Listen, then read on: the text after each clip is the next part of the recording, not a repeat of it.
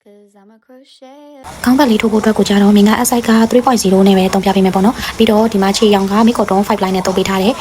အောက်ကန်ကိုအဖြူရောင်ထိုးမယ်အရွက်ရဲ့အပွင့်လေးလုပ်ဖို့ရဲ့သူကကြတော့မြန်မာခြေတို့ပိုလီတို့နဲ့ထိုးလို့ရှင်ခေါင်းပတ်လေးတွေကပိုလာတယ်ပေါ့နော်ဆက်လာခြင်းမချေရင်းလုပ်မယ်မချေရင်းလေးလုပ်မယ်ပေါ့နော်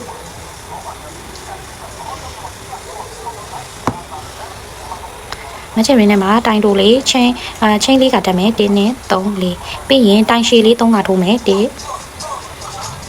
နဲ့3ပြီးတော့ချင်း2ခါတက်မယ်အကွင်းထဲမှာပဲတိုင်ရှည်လေး3ကထပ်ထိုးမယ်နဲ့3ပြီးလို့ရှိရင်ဒီမှာဒီထိုးနည်းလေးကိုကြတော့အလဲထိုးနည်းလို့မှတ်ထားပေးမယ်နော်ဒီတိုင်ရှည်3ကချင်း2ခါတိုင်ရှည်3ကအဲ့ဒါကိုအလဲထိုးနည်းလို့မှတ်ထားပေးနော်ပြီးတော့ချင်း3ကတက်မယ်1နဲ့3ချင်း3ကတက်ပြီးရင်တစ်ဖက်လှည့်မယ်ပြီးရင်ဒီအပေါက်လေးထဲမှာဒီအပေါက်လေးထဲမှာပဲ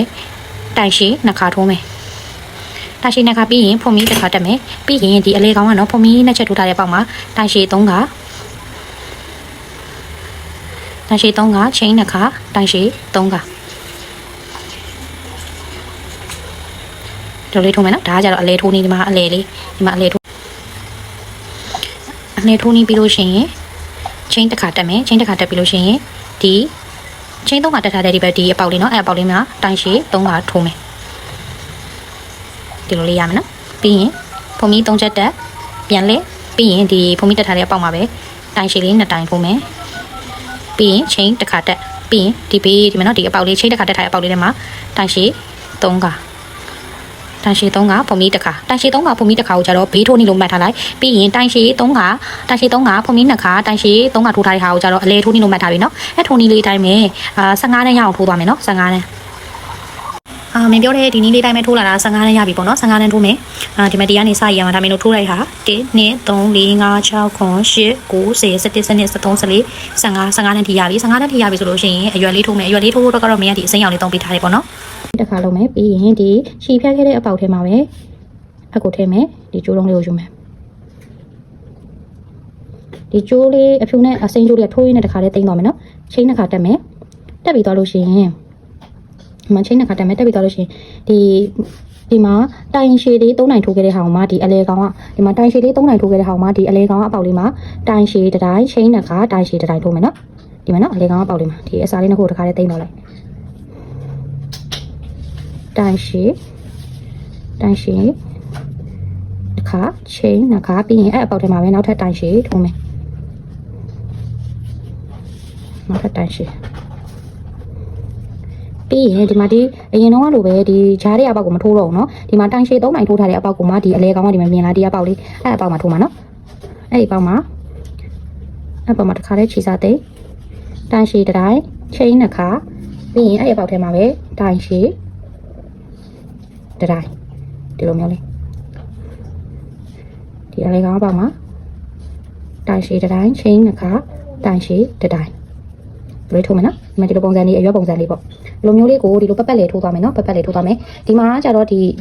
လေကောင်ရောက်ရင်ကျတော့ဒီအပေါက်လေးတွေမှာထိုးမယ်နော်ဒီလေကောင်ရောက်ရင်ဒီလိုအပေါက်လေးတွေမှာထိုးမယ်တိုင်ရှည်တစ်တိုင်းချင်းနှစ်ခါတိုင်ရှည်တစ်တိုင်းကိုဒီလေကောင်အပေါက်လေးမှာထိုးမယ်ဒီနားထိထိုးသွားမယ်နော်နားထိထိုးသွားမယ်ဒီမှာမင်းတို့ထိုးလာတာကဒီနောက်ဆုံးနားထိရောက်ပြီနော်နောက်ဆုံးနားရောက်လို့ရှိရင်လေဒီမှာဒီဘေးကအပေါက်လေးတွေမှာနောက်ထပ်တိုင်ရှည်တစ်တိုင်းလေးထိုးလိုက်မယ်နော်တိုင်ရှည်တစ်တိုင်းလေးထိုးမယ်ပြီးရင်ချင်းတစ်ခါတက်ပြီးရင်ခြေစားလေးကိုဖြတ်လိုက်တော့ရပြီနောက်ထပ်ပွင့်ပါလေးလုပ်ဖို့အတွက်ကတော့မင်းကခြေကိုဒီနေအောင်လေးသုံးပေးထားတယ်နော်ခြေနေအောင်လေးနဲ့သုံးမယ်ဒီအပေါက်လေးမှာဒီမှာချင်းတက်ခဲ့တဲ့အပေါက်လေးမှာအထင်မယ်ဒီမှာပွင့်ပါလုံးမဲ့ဟာလေးကိုကျိုးလေးကိုဒီလိုမျိုးလေးကွင်းလေးလုပ်လိုက်မယ်ကွင်းလေးလုပ်ပြီးရင်ချင်းတင်းနဲ့နှစ်ခါတက်မယ်ပြီးရင်ဒီမှာတိုင်တိုတစ်ခါချင်းနှစ်ခါတိုင်တိုတစ်ခါထိုးထားတဲ့ဒီအပေါက်ကျဲထဲမှာပွင့်လေးလုပ်ဖို့အတွက်တိုင်ရှည်9ခါတစ်ပေါက်ထဲမှာ9ခါထိုးမယ်နော်1ခါတိုင်းလိုပဲမင်းတို့ကျွလစ်ခေါင်းပတ်လေးထိုးသလိုပဲကျွလစ်ပန်းပွင့်လေးလုံးပါနော်3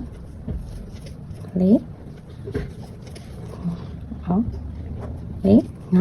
5ကထိုးပြီးရင်ခြေစားလေးကိုနည်းနည်းရှည်ရှည်လေးဆွဲမယ်ပြီးရင်ပထမဆုံးတိုင်ရှည်ထိုးခဲ့တဲ့အပေါက်ကိုဝင်မယ်ဝင်ပြီးရင်ဒီခြေစားလေးကိုဆွဲယူတိုင်းဒီမှာပန်းပွင့်လေးရရင်နော်ပန်းပွင့်လေးရပြီးလို့ရှိရင်ဒီမှာချင်းနှစ်ခါတက်မယ်ချင်းနှစ်ခါတက်ပြီးနောက်ထပ်ဒီဘေးရတဲ့ဒီဘက်ဘေးပေါက်မှာပဲဒီနောက်ကကျိုးလို့တစ်ခါလေးတင်သွားပြီနော်ပြီးရင်တပေါက်ထဲမှာပဲတိုင်ရှည်9ခါထိုးမယ်ပြီးရင်အဲဒီကျိုးစားလေးကိုယူပြီးတော့အပွင့်လေးလုံးမယ်နော်ဒီတိုင်းပဲဒီလိုပတ်လေးလေးမင်းတို့ထုတ်ပေးသွားမယ်ဒီနားထိထိုးသွားမယ်နော်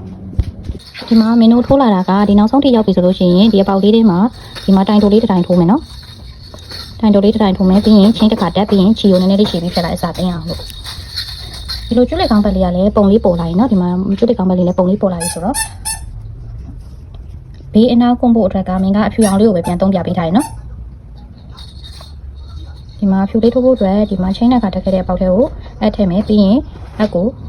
sorry ဒီဘက်ကနေမထိုးဒီဘက်ကနေထိုးမှာဒီမှာချင်းဖြတ်ခဲ့တဲ့ပေါက်ကနေပြန်ထိုးမယ်နော်ဒီမှာဒီပေါက်လေးကနေပြီးတော့ဒီမှာဒီဘေးပေါက်လေးကနေပြီးတော့ချီထည့်မယ်ချီထည့်ပြီးရင်ချင်းတစ်ခါတက်ပြီးရင်ဒီမှာဒီအဖိုးလေးလောက်ထားတဲ့ထဲမှာကျတော့အဖိုးလေးလောက်ထားတဲ့ပုံလေးထဲမှာကျတော့ချင်းတစ်ခါတိုင်တိုတစ်ခါထိုးမယ်ဒီမှာချင်းတစ်ခါထိုးတဲ့နေရာမှာတိုင်တိုနှစ်ခါထိုးမယ်ပြီးရင်ဒီအပွင့်လေးလောက်ထားတဲ့ထဲမှာကျတော့တိုင်တိုတစ်ခါပွင့်လေးလောက်ထားတဲ့ထဲမှာတိုင်တိုတစ်ခါပြီးရင်ဒီချင်းနှစ်ခါတက်ထားတဲ့ဘက်မှာတိုင်တိုနှစ်ခါဒီလိုမျိုးပက်လေးထိုးလာခဲ့မယ်နော်ဒီနောက်ထိထိုးခဲ့မယ်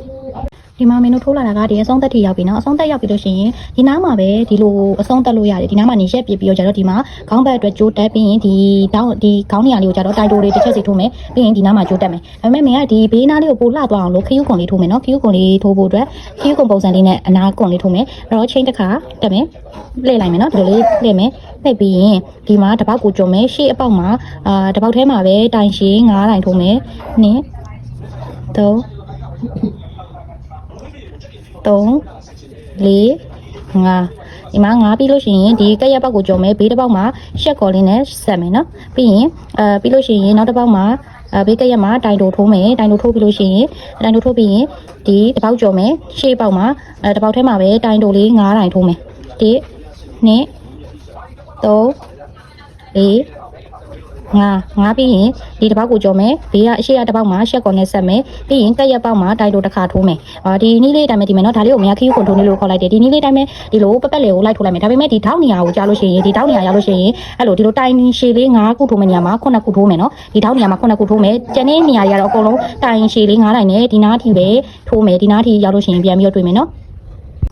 ဒီမှာမင်းတို့ထိုးလာခဲ့တာကနောက်ဆုံးထိရောက်ပြီဆိုလို့ရှိရင်ဒီမှာဒီနောက်ဆုံးလေးမှာတိုင်တိုလေးနှစ်ချက်ထိုးလိုက်မယ်နော်တိုင်တိုလေးနှစ်ချက်ပြီးလို့ရှိရင်ဒီမှာဒီအနီလေးထိပဲထိုးလိုက်မယ်ဒီအနီလေးထိတိုင်တို3ချက်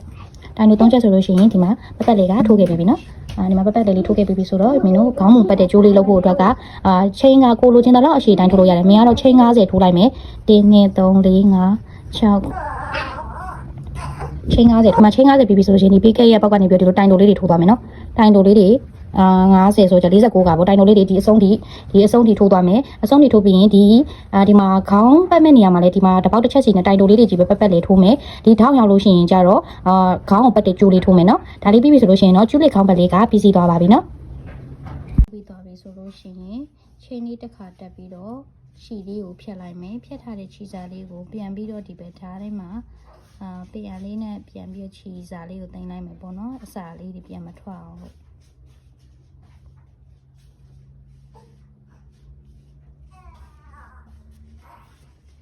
လေးတင်လိုက်မယ်တင်ပြီးရင်ခြေစားလေးဖြတ်